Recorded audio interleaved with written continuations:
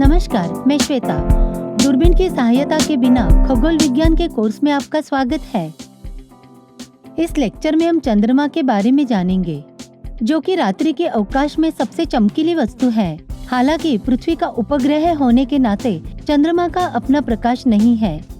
जो हम देखते हैं वास्तव में सूर्य का परावर्तित प्रकाश है।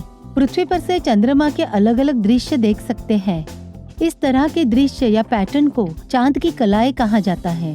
चंद्रमा की कलाएं सामयिक या पीरियोडिक होती है और हर 30 दिन बाद चक्र को दोहराती है। आइए चंद्रमा के कलाओं को वास्तविक रूप में समझे। हर महीने में एक रात ऐसी होती है जहाँ चंद्रमा बिल्कुल दिखाई नहीं देता है। इस अवस्था को अमावस्या कहते हैं। इसी दिन चंद्रमा व सूर्य एक साथ ही उगते और अस्त होते हैं। रात में चंद्रमा क्षितिज के नीचे होने से हमें बिल्कुल दिखाई नहीं देता है।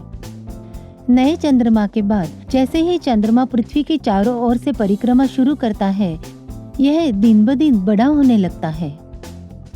कुछ दिनों के लिए हम दिन में चंद्रमा को उगते हुए और रात को जल्दी अस्त होते हुए देखते हैं। जैसे ही चंद्रमा कक्षा की अपनी पहली तिमाही पूरी करता है, हमें चंद्रमा का आधा हिस्सा रोशन दिखाई देता है। इस स्थिति में चंद्रमा का दोपहर में उदय और मध्य रात्रि में अस्त होता है। चंद्रमा अपनी परिक्रमा को आगे जारी रखता है और उस स्थिति तक पहुंचता है जहां उसकी सतह सूर्य द्वारा पूरी तरह से रोशन हो जाती है। यह तब होता है जब पूर्णिमा मनाई जाती है। इस स्थिति के बाद चंद्रमा की कलाएं छोटी होने लगती है। जैसे चंद्रमा आगे बढ़कर तिमाही में पहुंचता है, वहां उसकी स्थिति पहले तिमाही के समान है, लेकिन बिल्कुल विपरीत है। जब वह फिर से अमावस्या की स्थिति में पहुंचता है तो उसकी कक्षा पूरी हो जाती है।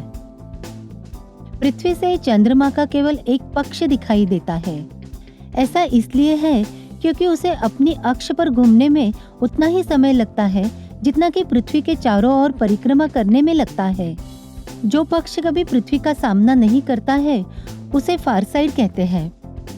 1959 तक चंद्रमा का 82% हिस्सा मनुष्य द्वारा अनदेखा रहा। चंद्रमा पर काफी गड्ढे हैं क्योंकि चांद पर कोई वायुमंडल नहीं है। उसकी सतह सीधे अंतरिक्ष मलबे से होने वाले प्रभावों के संपर्क में है। अब आप किसी भी रात को चंद्रमा के कलाओं को देखकर समय निर्धारित कर सकते हैं। चांद अपने कला चक्र में किस स्थान और दिशा में है, इसका आप अनुमान लगा सकते हैं। अपनी सुविधा के लिए एक चंद्रकला आकृतिका या स्टेलेरियम सॉफ्टवेयर का उपयोग कर सकते हैं। मिलते हैं अगले लेक्चर में। तब तक हैप्पी गेजिंग।